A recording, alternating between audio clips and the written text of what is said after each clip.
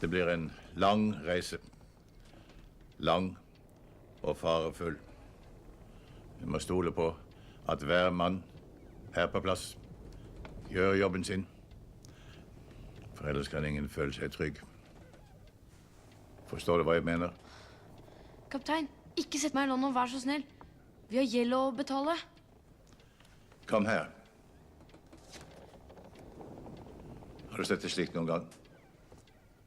Nei, kaptein. Det kalles et fotografi. Se på det. Det er din far og meg. Tenkte kanskje at du ville ha det. Det var det.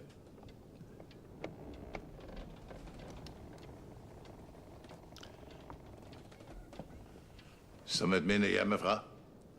Når du nå skal ut på langfart.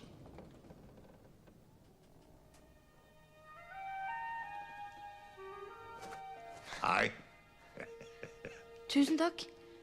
Jeg mener, takk, kaptein. Bak forseglas! Jeg må bare på ranken. Det er litt av et syn, hva? Jeg husker da jeg kom hit første gangen. Klar ved springen! Ja vel, bossen! Husker du sist vi var på denne puben? Det husker i hvert fall ikke du. Det er flere som ikke gjør det. Norwegians.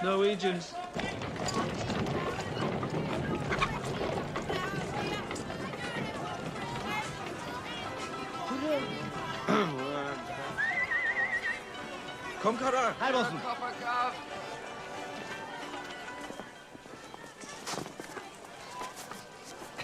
Get off me, you stinking bed bucket! Her i byen må du passe godt på verdisaken dine.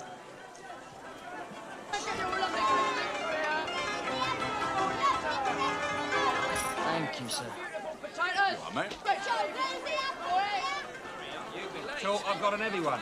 This is Wolf. Hello, sailor. We're the shipmate's best friend.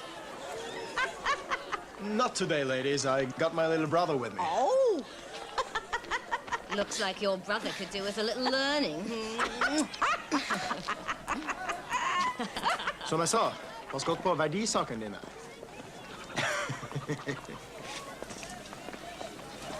Price of drink, love? It's hello. Skal du da? Sett i gang. Ja. Bunski.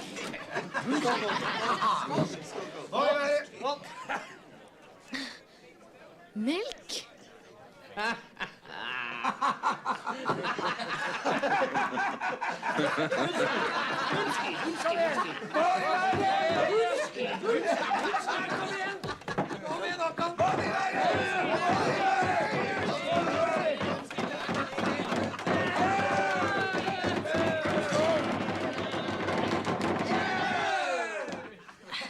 Neste runde er på meg.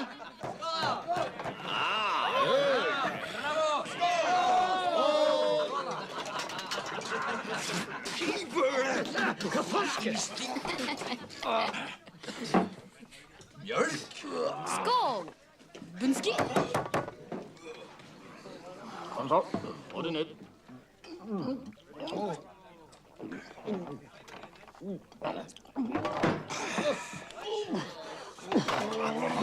En runde til?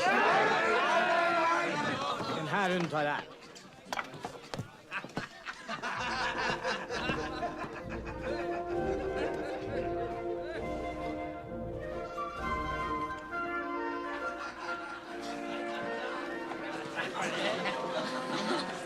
Gutta, det går ikke an å lure en skikkelig sjømann.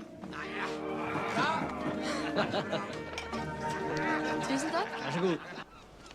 Vi har foran oss en tur med kurs for Sydney og senere også Calcutta.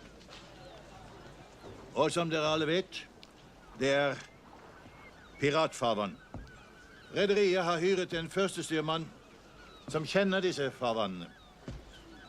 Lieutenant Howell.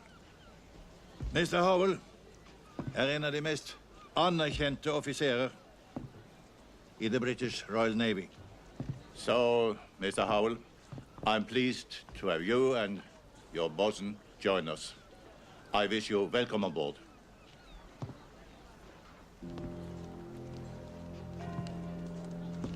You are a fine body of seamen, and I have no doubt that you will bring our ship to its destination as fast as nature allows.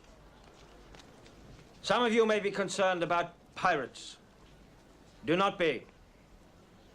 Her Majesty's Navy has dispatched these evil men back to where they belong. That is all. Stand by for akter! La gå akter! La gå buen! Entra opp kastene og seisingene på folka! Da går i tauegårdinger! Kast loss! La gå forrestning! Ta ut i sjø!